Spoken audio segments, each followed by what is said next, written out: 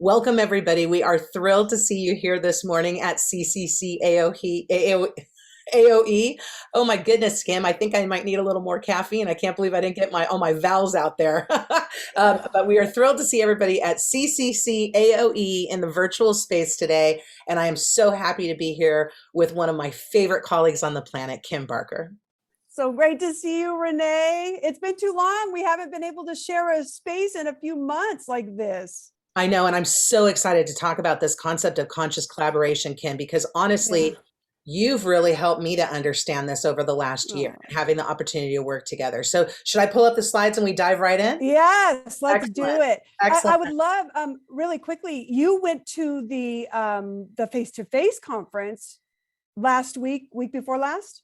How long ago It was that? was week before last at the face-to-face conference, and it was so exciting to see over 400 of my colleagues at the Omni down in Rancho Mirage, and to have an opportunity to do a couple breakout sessions at that part of the conference, and also to have a social event where we hosted one of the party suites one night too. And so it was so great to see everybody in the face-to-face world, but it's also fantastic to see everybody in the virtual space, especially for our colleagues who were not able to make it to Rancho Mirage recently. So we're thrilled that everybody's here today. And so they're going to have I believe they recorded some of those sessions that are going to be part of this virtual space. So make sure you all are looking out for that. Also, the reason I think it's important to mention that and the work that you did with that particular suite and space, hosting that, when we talk about conscious collaboration, we have to remember that it's important to make those connections, not only in the professional space, but make space and time to be able to connect with the people that we're working with and that we're investing in outside of that, whenever given opportunity. Not talking about, being best friends with everyone, because you're not always going to become best friends with everyone that you work with, but it's a respect and it's a time to get to know them, to share that space outside. So you really get to know who they are as a whole individual. So I Kim, love that you did that. I appreciate you saying that because, that was one of the best outcomes of hosting a social at CCC AOE was that interconnection. Mm-hmm. Over the course, we had planned to have it be a 4-hour event, and it ended up being over 7 hours.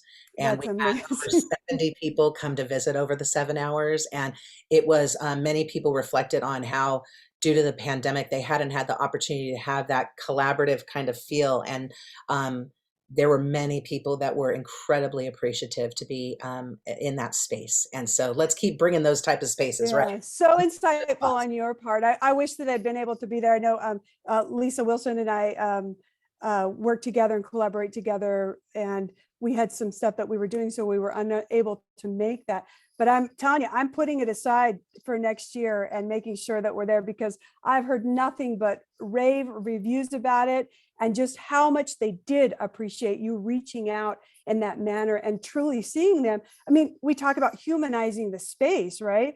Let's humanize the space on the outside and the inside, virtual space and those face-to-face spaces. And that's that building of collective collaboration.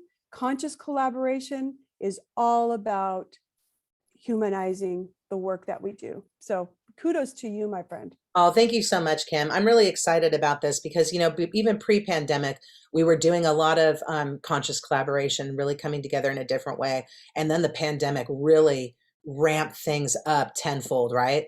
And I'm not saying it as a negative, because as we are pulling out of the pandemic, we really need to be thinking about these silver linings and what are the things that have come out. And so I'm excited to share with the audience today, with our CCC AOE colleagues, about this concept, and to just, get a sense of if other people are leading this way as well. And if not, maybe they'll consider it, as they plan Yeah. their next meeting or their next project. So I'm going to Right. go ahead and share screen and pull up our Okay. slides.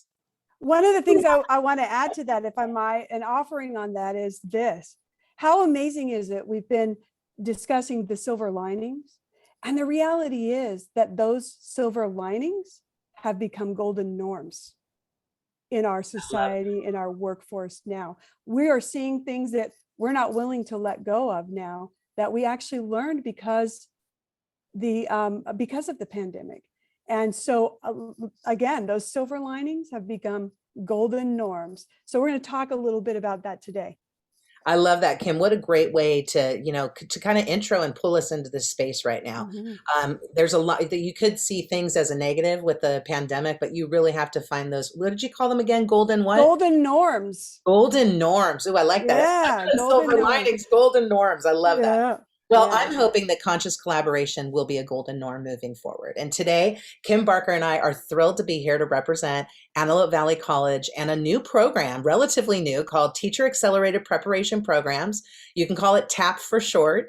And we're really thrilled to be in this space today with everyone. Right, right. Let's go ahead and do some quick introductions. Kim, why don't you start off? So my name is Kim Barker. I am a full-time assistant professor in child family education and education at Antelope Valley College. I started with the Teacher Accelerated Preparation Program in Antelope Valley College earlier this year as a director, more of an interim director.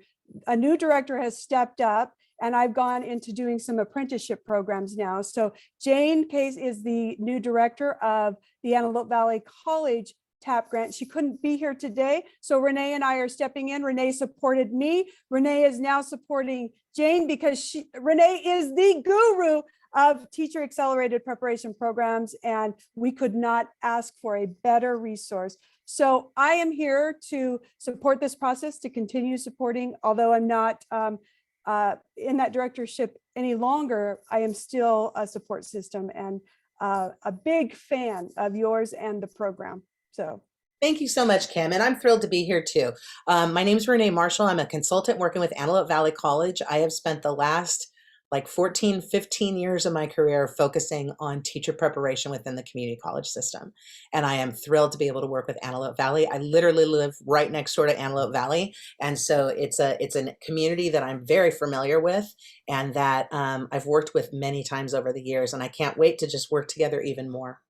and So what's so fun is we came into this program because we work with CARE. We're both part of CARE and part of it's the Coalition on Anti-Racism Education, antiracismed.org, if you want to check that out. But we are both co-founders in that organization, working with Lisa Wilson from 0 to 3. And we met through Lisa. And or actually you and I met, and then you introduced me to Lisa, but we have built this friendship, friendship among all of us. So now we're working at Antelope Valley College together, along with working at CARE. And absolutely. It's exciting. That is part of our conscious collaboration background. I love that. And part of our conscious collaboration too is I love that it transcends one campus. I think that's really important. And for all of us who are working in the community college system, a lot of times we kind of get stuck on our campus or our students or our programs. And so conscious collaboration kind of pulls you out of your own head in a sense. And I think that's really good because it really brings it's so much of a collaborative process. So let's dive into it. So today we're going to be talking about conscious collaboration. We're going to talk about specifically strategies that we are using within Antelope Valley to increase the amount of Hispanic teachers within the Antelope Valley community. And this program specifically is focusing on teacher preparation. A lot of our emphasis is going to be on future STEM teachers. And one of the reasons for that is we've got Antelope Valley, which is very similar to a lot of areas in California right now, where our STEM teachers overall are underqualified. And so that's an area of opportunity. And by underqualified, let me give you an example. You might have somebody that has a multiple subject credential, which covers TK through 8th grade. And you might have a school site that says, oh, you know what? You technically can go up to 8th grade. So we're going to have you be an 8th grade environmental science teacher with your multiple subject credential, which basically means like the person's been trained to be a teacher, but when you train with specific curriculum, you're a specialist in that curriculum. And so it's kind of like for those of you that are faculty, imagine you're faculty in early childhood education. And they say, oh, wait, great. You know how to teach. So let's put you in the photography department. Right. That's an example of it. And so what we're doing with TAPP here is really creating opportunities to make this process of being a teacher seamless for our student and making sure that we've got lots of resources embedded throughout. So today we're going to talk about this concept of conscious collaboration and just kind of what it means to us and what it can mean to you. Great. So how are you a conscious collaborator? Well, I love that you touched on the importance of identifying those specializations, because part of the TAPP program is helping our students find and build a strong infrastructure in their educational journey, but also helping them find a purpose and passion. And it might be later on down the road on this journey that they realize, I do want to go into a specialization. And so giving them a space, giving them room to grow in that, and supporting and understanding that those interests might shift and change, but that's okay, because there is a need for those specified specializations. So one of the ways that we want to collaborate with students, or that we do collaborate with students, is sharing that space with them, allowing them to be who they are. I say allowing, but really just being in that space and supporting that process of gaining that intrapersonal perspective. That is where the collaboration starts. We also want to make sure that we're reaching out to the community, collaborating with our community resources, some of the specialized areas for the development of children and overall education. We want to make sure we're maintaining relationships with the high school districts, the K through 12. It's like a whole ecosystem, is Right. really, We also, yes, of all the absolutely. different kind of groups that you want to reach out to. I know I recently was talking with my colleagues who run Stream Global Innovations, and it's a STEAM emphasis group that does a ton of work with the populations that we're talking about. And they were not even on the radar to be involved in TAPP. And it's like, wait a second. I just ran into them at City Hall last week, and it's like, hold up, here's another partnership. So I think that conscious collaboration, and really think about how am I a conscious collaborator, is I didn't just say, oh, the advisory group has been determined. Right. I showed up at another meeting and I saw these partners where I was like, oh my gosh, they weren't in my ecosystem, right? Yes. Or somehow not in my mind. And yet the second I see them, I go, wait a second, you have to be in this collaboration. What do you think? Right. Well, and you just hit it right on the nail right on the head. We're talking about looking at conscious collaboration from the micro system all the way up the mesosystem, the entire ecosystem, right? And I love that, because we have to span out. One of the reasons you just mentioned earlier, you said STEM. And so let's share with our viewers STEM: science, technology, engineering, and math. In early childhood education, K through 3, we really try to bring in STEAM. And this is what the acronym that you mentioned earlier. STEAM is science, technology, engineering, art, and math, because we understand that not all students learn the same. And that component of art and that artistic and creative value can really inform those other content areas. So it's only through reaching out, like you're talking about, making sure that we are looking to bring in a very diverse advisory group, is one of the main components of becoming a strong, efficient, and effective collaborator. I love that, Kim. And I think about too, it reminds me about intentionality. You know, when you decide to take on the role of being a conscious collaborator, because I think honestly, we just think, oh, collaboration is what we do. Like it's just like second nature. And there really is an art to it. There really is. Right. And so I think when we think about, like, we move away from just this idea of collaboration and we say to ourselves, like, this conscious collaboration is literally a mindset that's going to trigger intentional behavior. You know what I mean? And so it's like setting ourselves up for success by starting with this conscious collaboration model. And I want to say, you know, how are you a conscious collaborator? I have to be honest too with personally.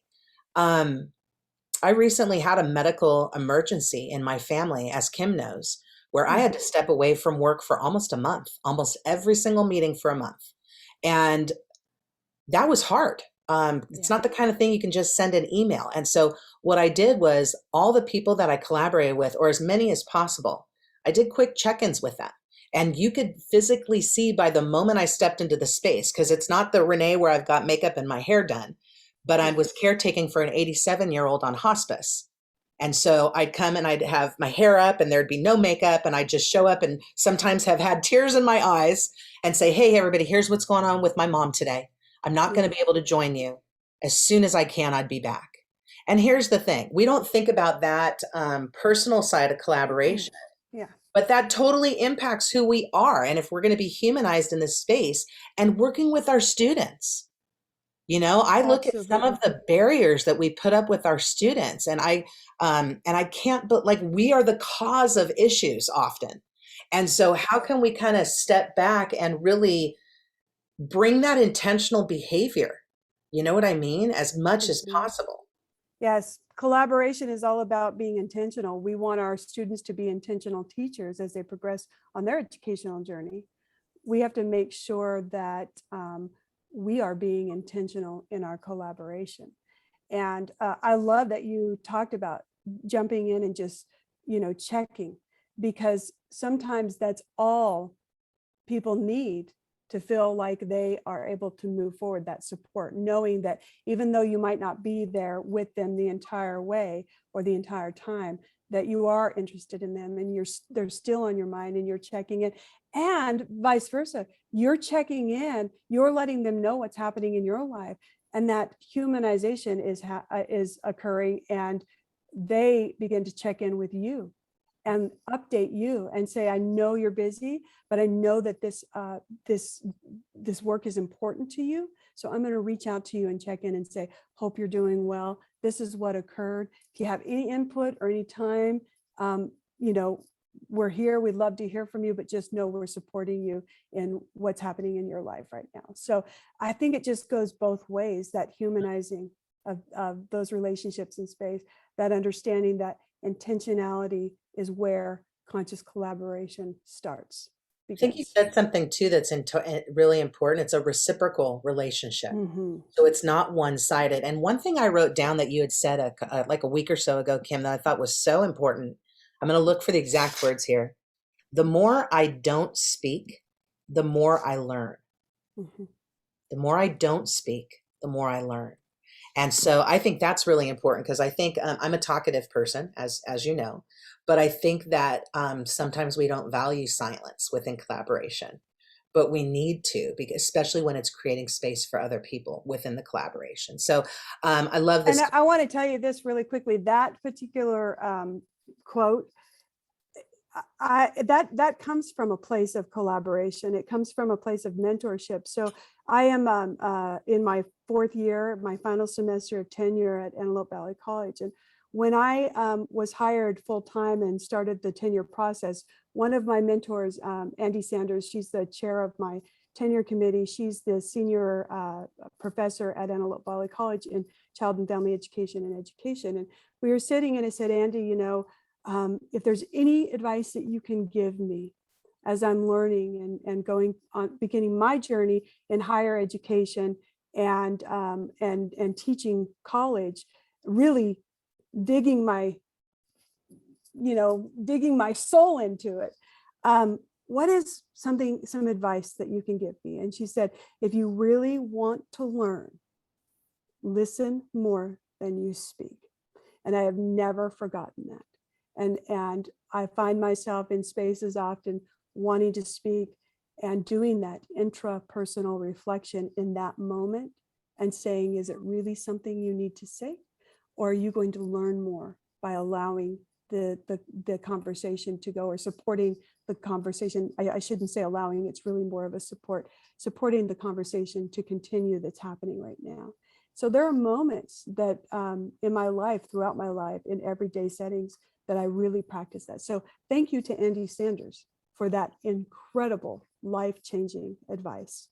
It's so wonderful when our colleagues give us those golden nuggets like that, and then we can Hmm. hold on to them for sure. Hmm. So, well, let's get into this idea of how does this relate to teacher preparation, and then Great. specifically, how does it relate to the Hispanic students that we're working with? So, Mhm. Kim pulled some data that we want to share with everybody, and it's about ethnic distributions of teachers and students in California.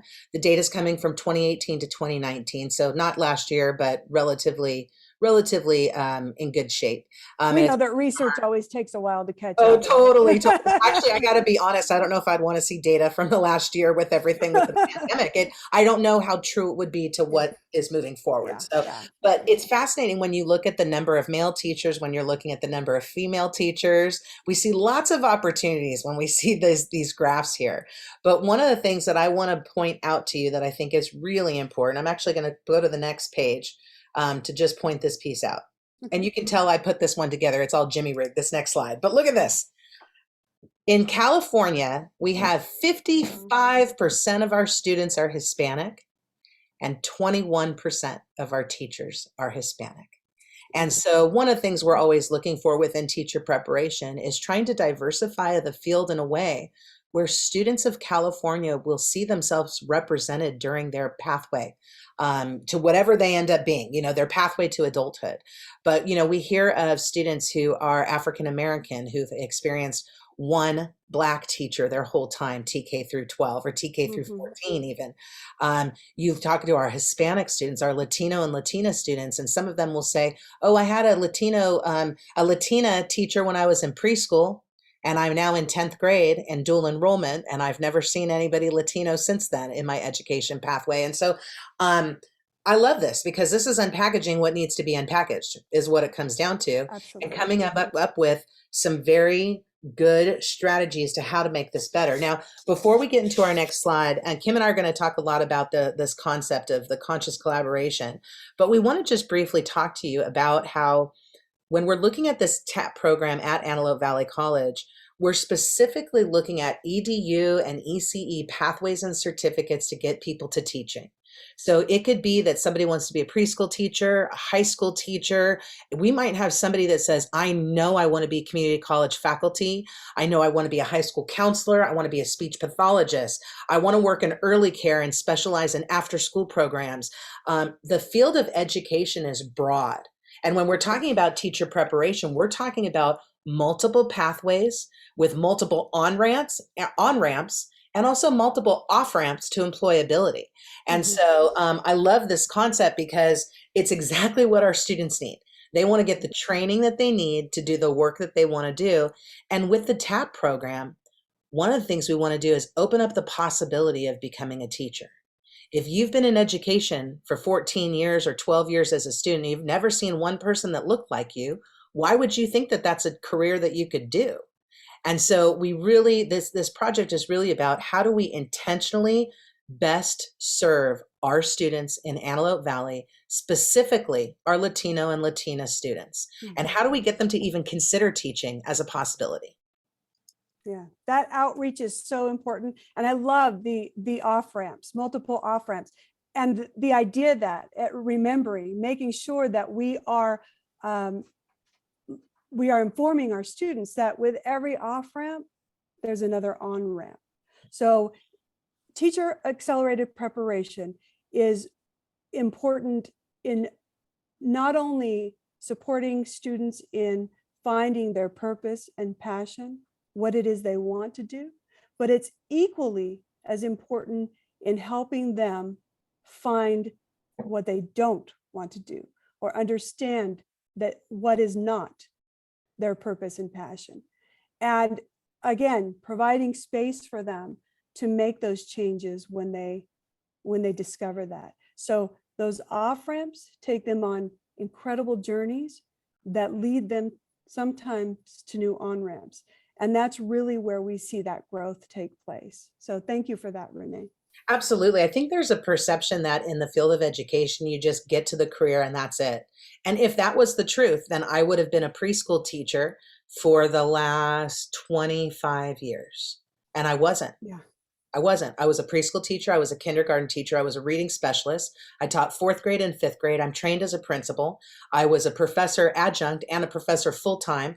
I was a department chair. I was a director of teacher preparation at a college at the regional level and at the statewide level.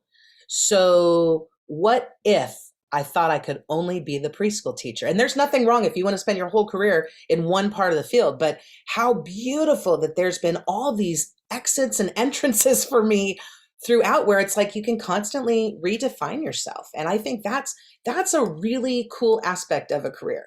Another thing too, and this little diagram we have here, I think this shows it. Relationships are at the very base, Yes. at the very foundation of all of it, especially Mhm. when we're looking at training teachers. If we don't have good relationships with our students, and investment in them and them invested in us, we're not going to do the movement that we need to do. And then Kim, I know partnerships are important too. And especially in Antelope Valley, the TAPP project has had partnerships with quite a few groups already and just seems to be continuing on that pathway. Right. Well, it's through those partnerships that we begin to see the diversity within the community and in our field, right? We start making those connections, we build those relationships, we begin to understand more about the students that we are supporting in this community. And we talked about representation, the importance of representation, and we can look at the ethnic aspect of that, right?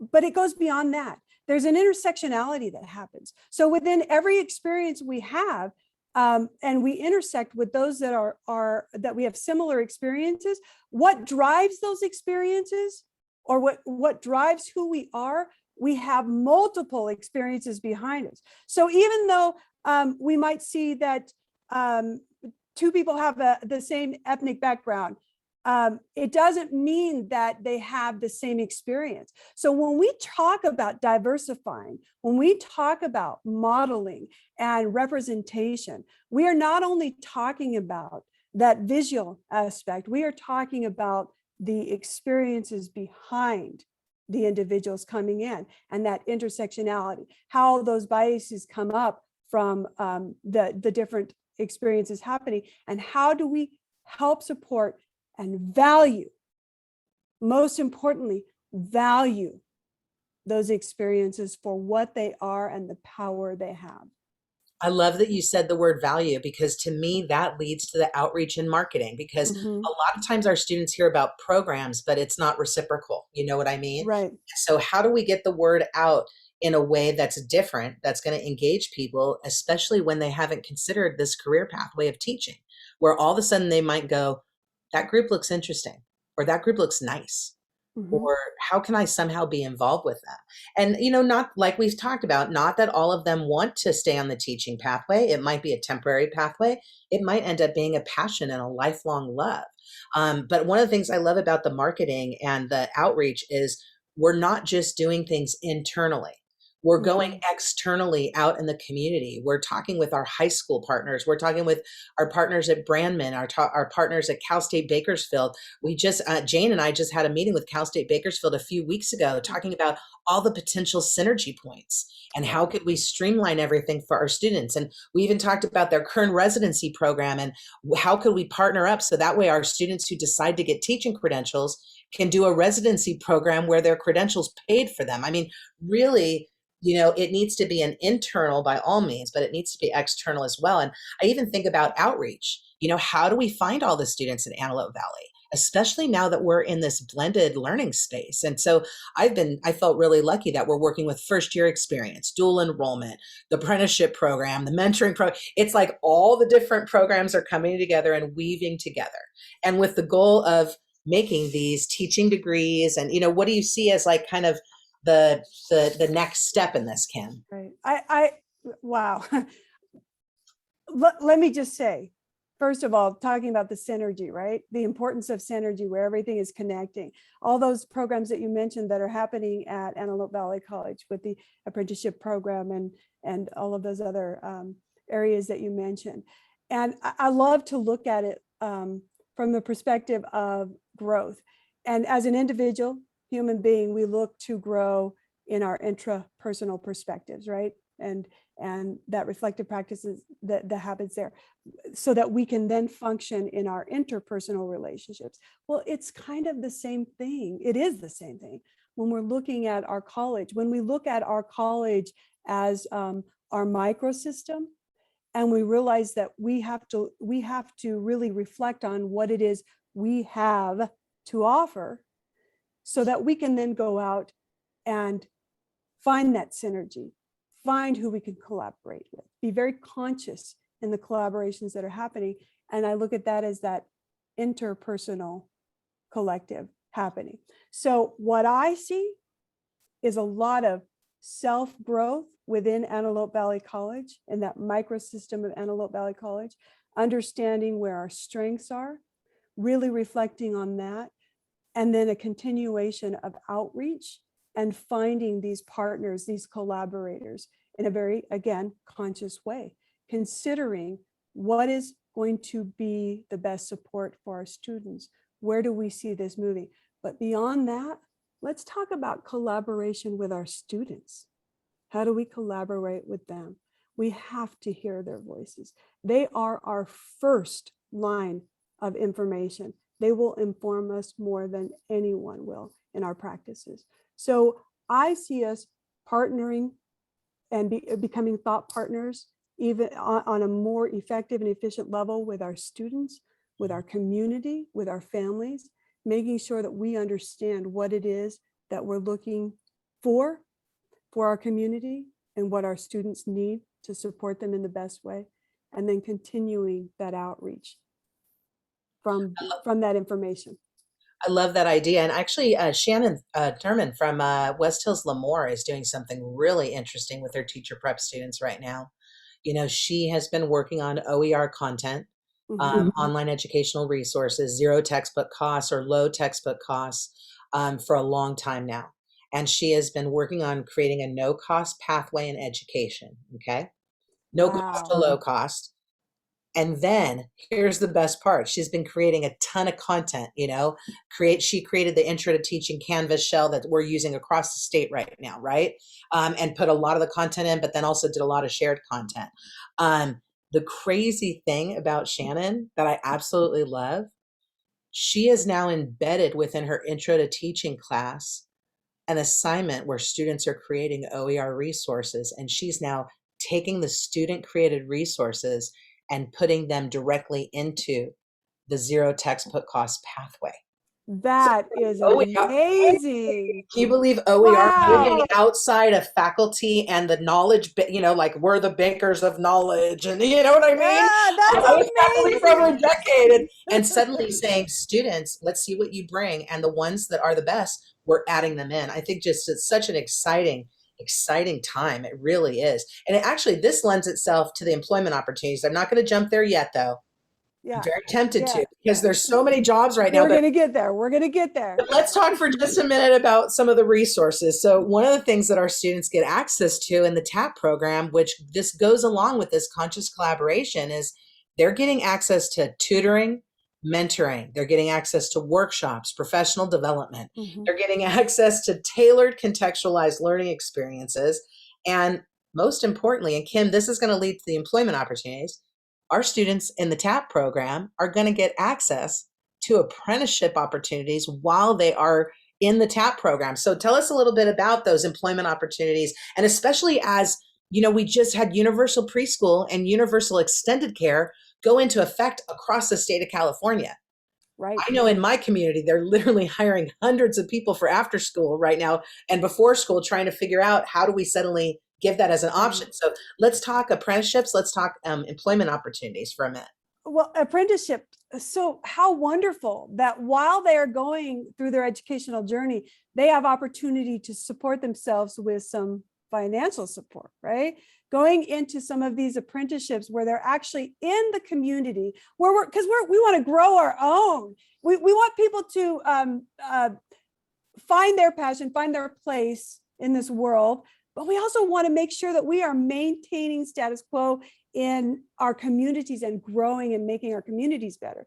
So they have opportunity to go out into the specified communities, work in some of these schools and preschools and home care systems and actually get a feel for what it means to be an intentional teacher and learn that skill, acquire that acquisition of the many skills that come with it beyond the book education that they're receiving at Antelope Valley College, the very good formal education, right? At Antelope Valley College, now they have this phenomenal opportunity to go out and be placed in the community and work in community services. So it's an incredible Love it. I opportunity. love it.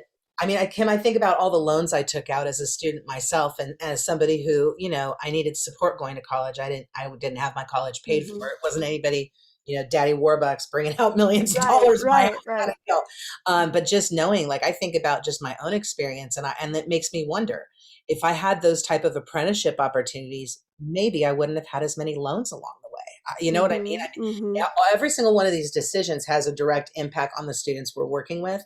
And so I love within conscious collaboration that as we're creating this program and embedding these resources and opportunities and employment opportunities and whatnot, every single piece of it is intentional. And that's what I love. And it comes down Yeah, to our Hispanic students, which I think is so important. And I want to spend some time on this slide in particular, sure. and how do we build community with our students? Now, we're talking specifically about Hispanic students, our Latino and Latina students at Antelope Valley College. But a lot of what we are sharing today truly transcends geography, transcend a lot of times will transcend ethnicity, because it's really foundational of how do we treat people and how do we treat people well. And so I look at this first point on value and culture. um, to me, the first thing I think of with value and culture is student voice. It's Hispanic Heritage Month. This is the time we should be doing stuff. You know, I mean, we should always be doing stuff, but in particular this month. And the TAPP project, we don't have a specific theme this year with Hispanic Heritage Month. Maybe as we go into this multi-year grant, we will.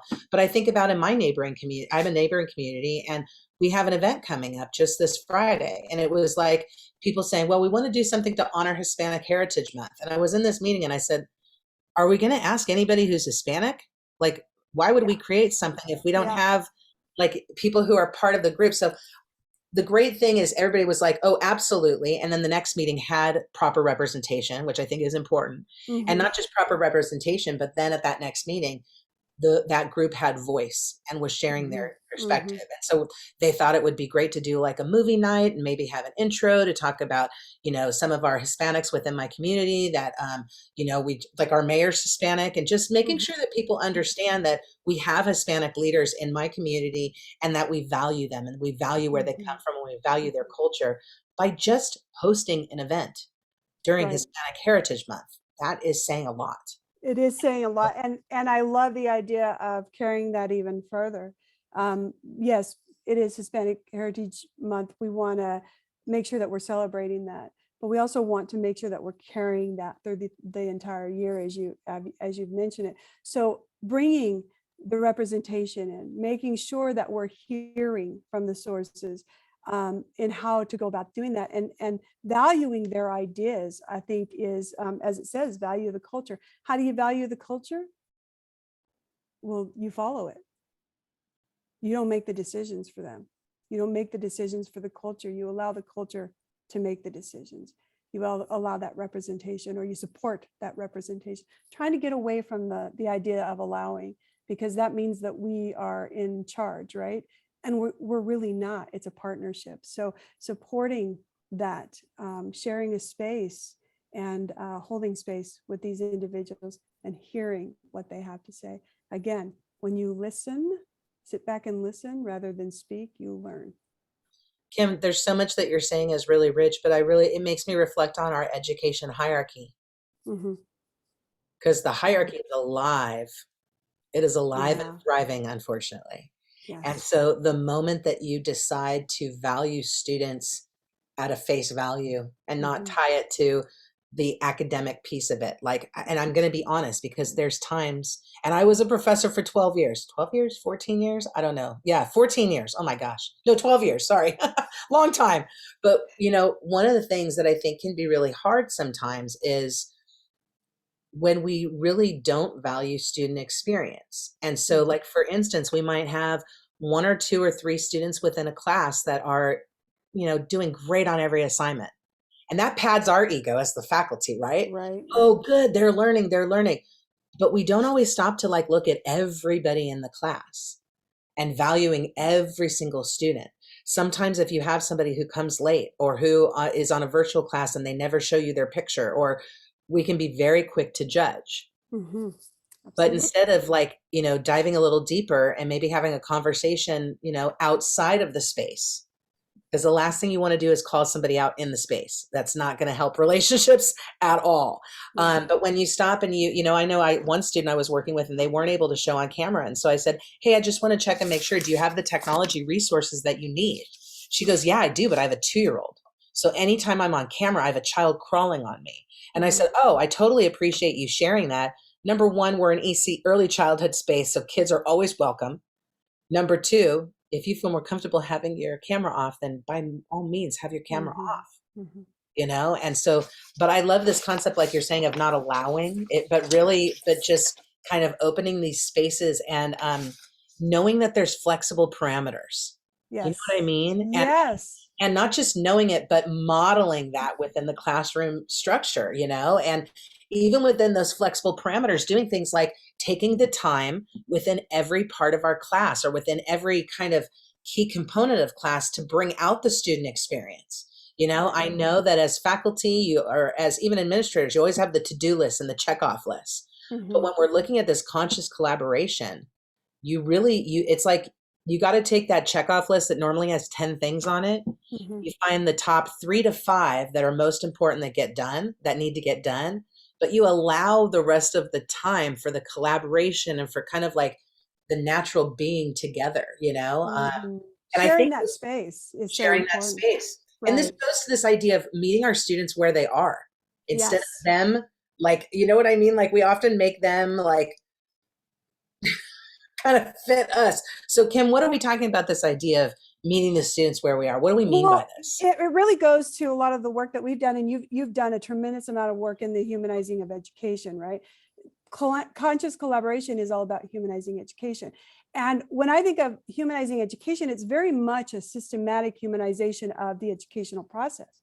And I really sit back and look at it from a scientific method. We are theorizing about education. And when we're in those classrooms with the students, we're theorizing about who they are, what's happening in their lives. You know, sit back, think. These are the many things that could be occurring. We're observing our students. We're observing the environment. We're observing the successes and fail forwards that are occurring. And from that, we begin to experiment with what's happening. Part of the experimentation is really hearing from the students, listening to them. What's going to happen if I hear who they are and what their needs are? What's going to happen in my classroom if my pedagogical approach really encompasses that systematic humanization of our students? And I recognize who they are as individuals. There are so many techniques that we can go through that take very little time and help us get to know who our students are. So, we go through that whole, couple of more steps in that scientific method, and that really um, brings us back to meeting the ability to meet our students where they are, who they are as individuals, the diversity that they bring to the classroom, the value they bring to the classroom, and seeing them, truly seeing them, truly hearing them. It makes me think about, something that we have going on right now in our community college system that I'm so grateful for. Mhm. But I remember back in the day when I was an elementary school teacher, and I remember when I was a college professor, that I always kept snacks and drinks available. Because one of the things I learned is that if somebody hasn't eaten, there's no way they're going to learn with you. Absolutely not. And especially in an elementary school where they're with you for 7 hours, And so I always, even my college classroom, there were times, especially when I taught nighttime classes, Kim, when Mhm. those students had been working all day and then they come for that, 6:30 to 9:30 or 6 to 9 or 7 to 10 class, like a long 3-hour evening class. And they didn't even have time to do anything. You know what I mean? Or they're Mhm. embarrassed to bring in food, or they don't have money, or whatever that element is. And the second we would go to break, well, actually, sometimes I've even postponed starting the class. I just be like, oh, I'll be back in a minute, everybody. Walk down to my office. I had a refrigerator. I always kept food. I always kept like granola bars. I always kept waters. And without them even asking, hey, you look really exhausted. I hope you don't mind. I brought you a drink. I brought you some, do you want some Yeah. almonds? Do you want a bar? And the students would like, how did you know? And it's like, Yeah. because I can physically see. Because When did we you're get to the point where we're observing that third totally, piece, right? That third but can component people of it. choose to look over it? You know what I mean? Yeah, It's easy they to do. look over it. It's like, and here's where it comes down to this next point here. When do we take off our administration hat, our Yeah. faculty hat? Yeah. When is that appropriate? When we're engaging with our students, when do we put on that humanizing hat? Yes. And you know what I love, Renee, is it's part of, again, that conscious collaboration. We're looking at the microsystem of Antelope Valley College. Where are the resources? We as instructors, we as faculty, or anyone who is representing our college or community, we need to know what resources are available. So for example, Antelope Valley, you discussed food insecurities. So at Antelope Valley College, the Dean of Student Services, Dr. Jill Zimmerman, incredible advocate for students, and an incredible profession. They have a food pantry that's over there. So when our students are unable to afford, they have the meals over there for them. And so as faculty, as instructors, we're the first line to our students, right? So we need to make sure they know about those resources. And there again, conscious collaboration. And that's just on that micro level, that microsystem of Antelope Valley College itself. So Kim, yes. I love it so much. I mean, I think about when I was a professor, and, sometimes, it's hard too, because we want to just say, okay, the food pantry's over in this building at this day and this time, right? But I Mhm, think about when I was a professor, and I remember walking students to the mental health center, mhm, the moment class was done, or walking them over to the child care center, or yes. walking them to financial aid. And I'm going to be honest, I didn't always have the time. You know Mhm, what I mean? Because you yeah. constantly, as a faculty and administrator, you constantly have a to-do list. It's just never ending. But I always had that human hat on, where it's like, wait a Mhm, second. Number one, if somebody's in a mental health crisis, no matter what, that's top priority. right. But when I look at these other crises, it might not be my crisis, not having childcare, not having access to food, right? It might not be my crisis, but Mhm, when my student can't learn, or our students can't learn, then it's everyone's crisis. And I think right. we need to look at things a little differently. This actually reminds me of this next point too, is valuing family experience. And I'm going to take this on a very different way. Mhm, I think dual enrollment is such an opportunity where we could be valuing our students and their families, but due to FERPA, we just automatically go, oh, it's FERPA. We can't talk to them. And I'm going to tell you, right. I know somebody who's a dual enrollment faculty. She's one of the best in the state of California. And guess what she does? Every time that she has a student meeting, she calls it a family meeting, and all the parents are invited. And guess what happened? Not only are the parents more in the know about dual enrollment, what the rights they have, how to advocate for their kids and whatnot, she ended up having this whole group of parents that enrolled in her college, because suddenly the parents coming to these information family sessions knew somebody from the school, trusted somebody from the school, and felt comfortable with somebody from the college, And felt seen and felt and seen. heard. So we traditionally think of dual enrollment as this opportunity with just our high school students. Man, we need to break away from that. We need to value the family experience and get families Mhm, involved in dual enrollment. If we're bringing in, enrollment for dual enrollment was originally supposed to be juniors and seniors, 16, 17, and 18-year-olds. mhm, My own twins started dual enrollment at 13 years old. mhm. Our system has changed now, where some kids have opportunities starting in ninth grade. And then we're even talking about, what if we were to do it at junior high? We have to value family experience. We have to get our Absolutely. families involved. And I know that's a real different kind of take on that one, but I think that's one area where it's just like, It's just kind of an area we need to break through. I think it's a diverse take on it, and I believe it's a necessary lens to look through. At Antelope Valley College, we have the dual enrollment going on. We mentioned apprenticeships earlier. We have an apprenticeship for students where they are able to come in.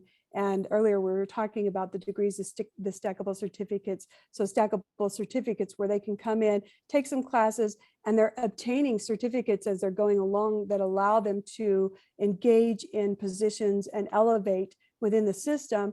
And they have they have more access to higher wages through that. So at Antelope Valley, we have the high school apprenticeship going on right now, where they're going in, they're taking 2 child and family education courses that right now on the matrix allow them to obtain a certificate in early childhood education.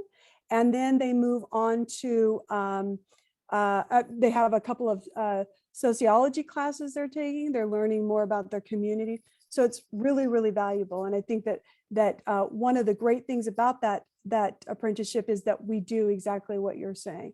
We have that lens on family, and we have that family support surrounding these students. So Well, I thanks for think hitting on that. it goes back to representation too. You know what I Right, mean? right. When you're valuing the family experience and valuing that person of where they're coming from, they're going to feel like they're part of it. They're Mhm. going to feel represented. They're going to feel voiced, like kind of what you were saying when it comes to dual enrollment and the parents having families being involved. You know, it Mhm. just elevates.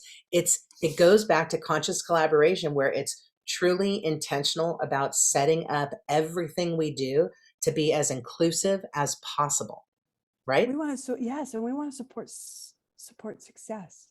So Yes. we are setting these students up to be successful. Yes. Well, and I That's love that. This goes back to this last point in investing in the community and how do you give back? When we're working with our Hispanic students, when we're working with all of our students, we always want to constantly be on a loop about how do you make things better? How do you give back to your community? And part of it, I'm going to be honest, this next generation's interested in social justice. They're interested in anti-racism. They're interested in changing the world. So how do we wrap that into our program and give them opportunities to feel like they can change the world? You know what I mean? right. Uh, First and foremost, I think, well, it begins with self. yeah, If we really want to take part in that, then we have to become informed ourselves. yeah. We have to do that in intrapersonal reflective practice, as instructors, as administration, as leaders in our community. It starts with us, our interpersonal reflective practices, really gauging who we are, what we're willing to give, reconnecting to our purpose and passion. Because I think oftentimes we are so embedded in the system and get so busy that we forget what our purpose was in the first place. And that purpose is what drives our passion, right? So our good friend As the great Tony, Tonette Salter said, I love Tony it. Salter, and so it begins with us. If we truly want to engage in social justice, if we want to see reform happening, if we want to dismantle and begin to start rebuilding an infrastructure that supports and sees and hears authentically, if we want authentic action, it begins with us. I love And I think we've got to have more information about that, more training about that, more support, not just 1 or 2 trainings, not just a 6-week certificate, but an ongoing support system that creates an environment where that is visible at all times. So, I'd love if every single staff meeting on our campus has started with something like, how do you engage in intentional behavior with your students? yes, You know what I mean? yes, And every single time. So every time every you meeting. meet, it's Yep. not just a one-shot deal. It's a constant discussion about how do we really create this system of conscious collaboration that will help to trigger this mindset of intentional behaviors, because Mhm. those intentional behaviors will increase competency, they will increase confidence. We will literally see that, like, our organizations will raise up, our colleges will raise up, we'll have improved performance. So Yeah. conscious collaboration is absolutely something to invest in, but the payoff is substantial. Mhm. Mhm. And how did you support your students? How did you support your students by through diverse interactions? How did you see them for their true selves? What did you do to make that happen? And how was it safe? You How know, was it safe? and I think about so much of it is really just asking ourselves all the time, today, how will I be intentional? How am I going to engage? Mm-hmm, How will I be mm-hmm. intentional? Yeah, yeah. Well, and we're looking at DEIAB, right? Diversity, Hmm. equity, inclusion, accessibility, and belonging. Hmm. I love it. Well, with that, we want to say thank you, everybody, for being here today. Kim and I were just starting this conversation. This is not done by any means. No. And if you're interested in conscious collaboration or any of the things that Kim and I have spoken about today, please reach out to us. Our emails are on this last slide. And before I officially wrap us for today, Kim, any last words that you'd like to share? It's so wonderful to have you all here today. It's been a pleasure again to share space with you, Renee. As always, my friend, I can't wait to continue our collaborative work and continue trying to make a difference in our communities and in the educational system. So thank you to you for all the work that you do. Oh, thank you so much, Kim. I appreciate you and I appreciate our conscious collaboration and just having the space to, feel comfortable asking questions that are hard and have the conversations that can sometimes be difficult. When you have a safe colleague like that, it is so appreciated. And with that, I do want to just encourage everybody. Both Kim and I are involved in a lot of different things that are related to this idea of conscious collaboration. So if we can be a resource to you, please reach out to us. Also, if you are starting a teacher preparation program or you already have one, or if you're interested in anything about the Teacher Accelerated Preparation Program at Antelope Valley College, we are here to be resources. Please reach out. I'm at education at Renee-Marshall.com and Kim is kbarker2 at avc.edu. So And please reach out. Renee, can you really quickly tell them about the co-ops that are going on that can support this process too, please? Absolutely, absolutely. We actually have 3 different communities Yeah. of practice throughout the state of California right now that are free and open to anybody who's interested. We have a community of practice that is specifically focusing on education and our future teachers in the education pathway. But it's open to anybody, from any system who's interested. We also have an early childhood education community of practice that is focusing on issues of early childhood education and so much shifting within the pandemic. And then our third community of practice is an education leadership community of practice that actually just kicked off last Friday with Chancellor Diane Van Hook from College of the Canyons. But each month we're showcasing a different leader in the community college, or I shouldn't say community college, in our education systems who helps to inspire and helps us to kind of demonstrate what it means to be a good leader within our system. So please join us for any of the communities of practice. Reach out to Kim or I, we'll get you connected. And one more thing, if you're interested in more information about DEIAB work, so diversity, equity, inclusion, accessibility, and belonging, go to antiracismed.org or JSPAC. JSPAC, Joint Special Populations. It is also jspac.org. .org, yes. And they are great organizations to continue the work that we started talking about today. Thank you for joining us. Thank you, everybody. Have a great day, everyone. What? Hold on, I'm not sure. There we go. What